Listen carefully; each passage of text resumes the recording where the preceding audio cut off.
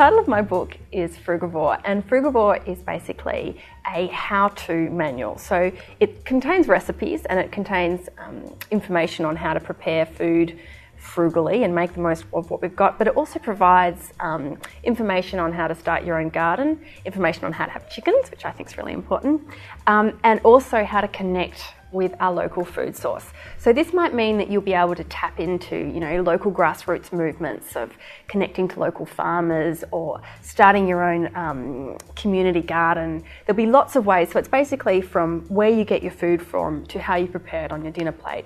Frugavore is an overall guide to eating and enjoying food frugally. Well, a frugavore is basically someone who lives, cooks, shops, does everything frugally. But this doesn't mean they necessarily buy cheap foods or processed foods. Cheap's actually quite misleading when it comes to food.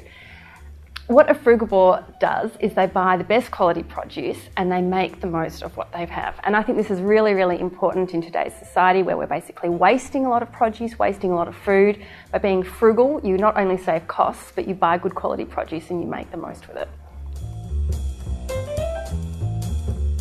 I came up with the term frugavore when I was wanting to cook the most nutrient-dense, healthy foods possible in my home kitchen.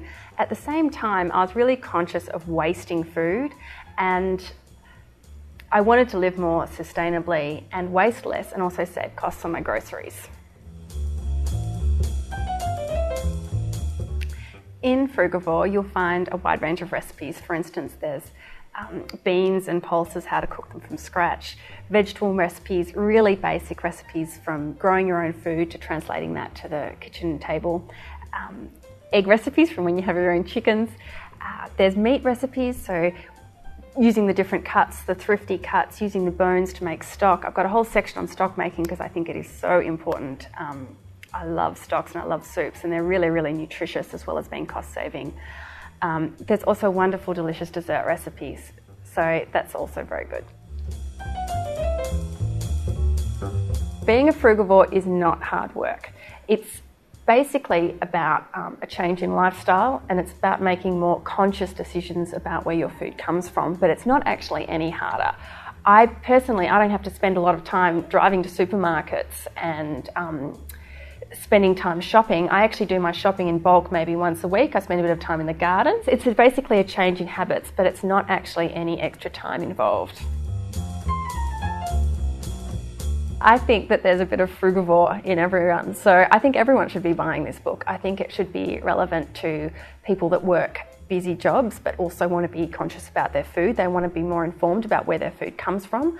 I think it's also particularly relevant for mothers who are bringing up children and they want to have really nutrient-dense, healthy foods for their children. I think that's vitally important. At the same time, I've talked a lot about cost effectiveness in cooking and minimal waste. So I think it's a book that's really relevant to everyone today. These recipes are actually recipes that I like to cook at home and other people enjoy to eat at my house. So they are equally as delicious as they are frugal.